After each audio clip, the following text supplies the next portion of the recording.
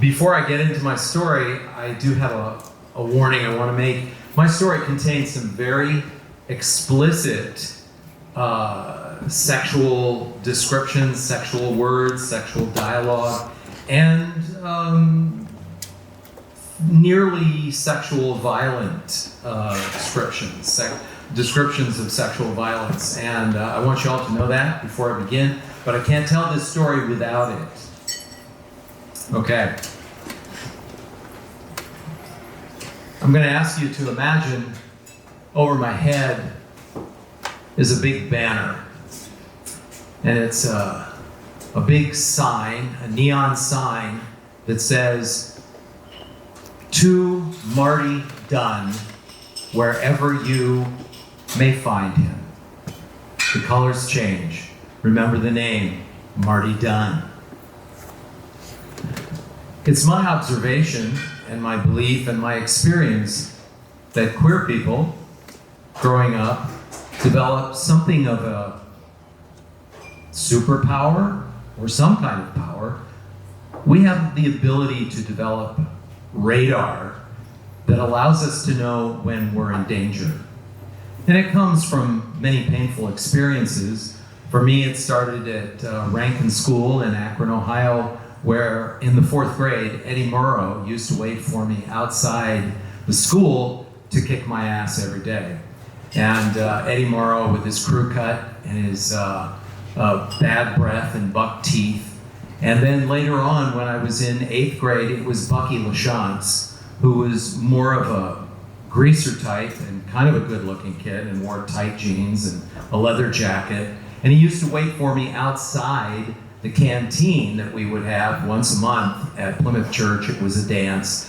And he'd wait for me outside and knock me down and kick me. And one night I remember vividly lying on the ground, and as he was kicking me, I remember thinking, wow, those shoes are cool. So anyway, we developed this radar.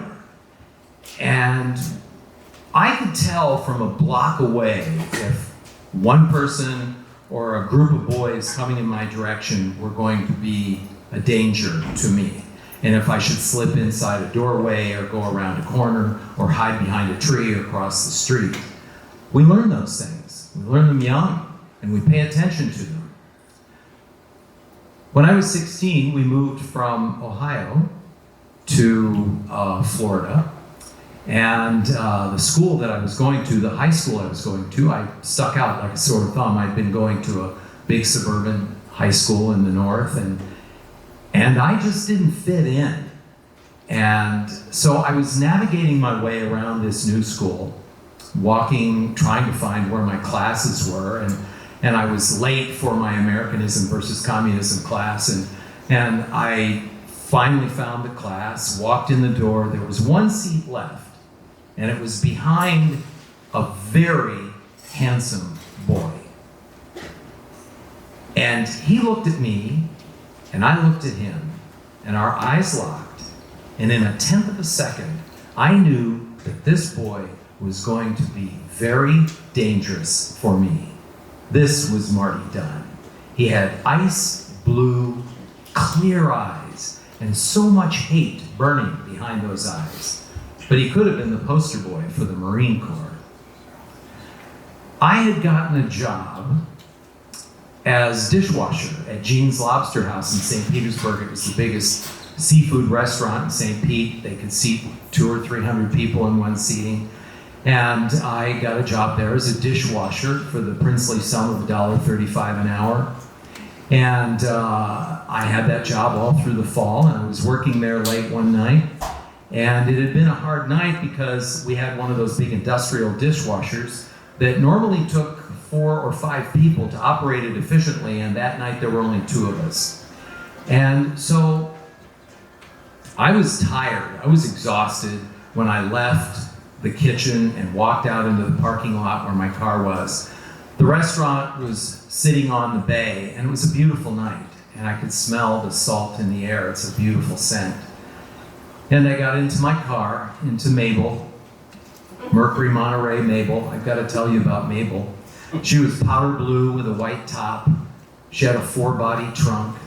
and she had all the bells and whistles, and a blue brocade and vinyl interior, and I loved Maple.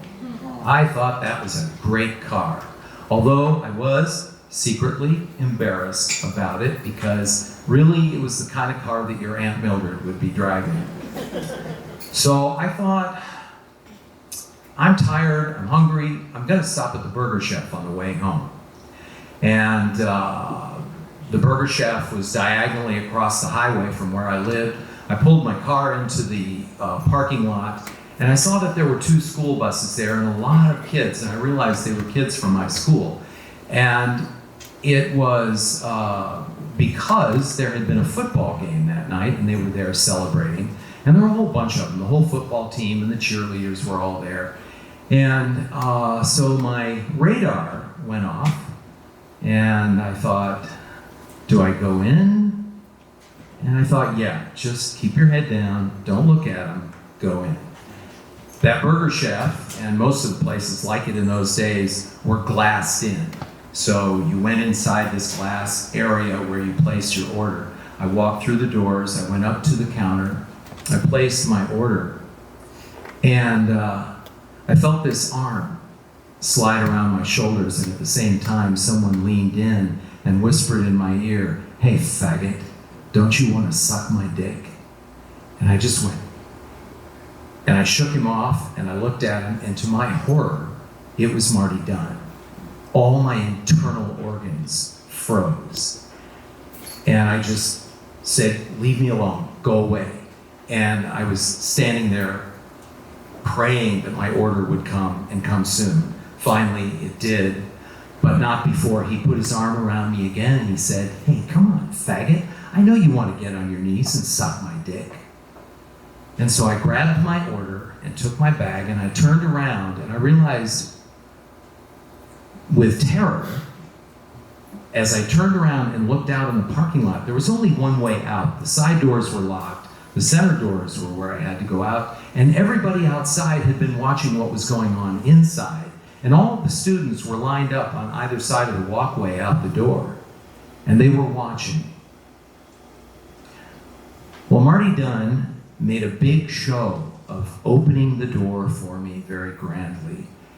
And I thought, there is nothing for me to do but walk through this gauntlet. And I walked down, and of course as I walked, they whistled, they hooted, they yelled out, "Hey faggot, hey queer, hey sissy." One of the things that caught my attention and hurt was a fellow in that crowd that had dated my sister, and I thought we were friends, and he'd been nice to me, but not that night. He was part of the crowd.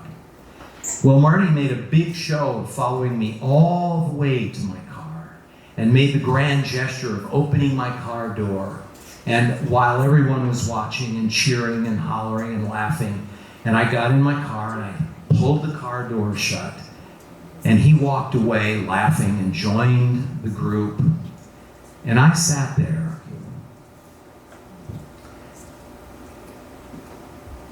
And my breathing finally slowed down. I finally caught my breath. And I sat there and I thought, this is the one thing that I have feared more than anything else in my life, to be called out publicly and shamed and humiliated publicly for being a faggot. And I watched them. I watched the girls bounce around. I watched the football team and the guys strut around in their tight jeans and their football jerseys and their leather jackets, and occasionally looking in my direction and pointing and laughing. And something occurred to me. I realized this horrible thing has happened. I'm still here. I'm alive. And they can't take from me what I don't give them. Yes, Queen. And I thought, I'm not leaving. I'm going to sit right here. I'm going to watch them. And I'm going to eat my cheeseburger. I took a bite of that cheeseburger. It was the best fucking cheeseburger I've ever tasted in my life.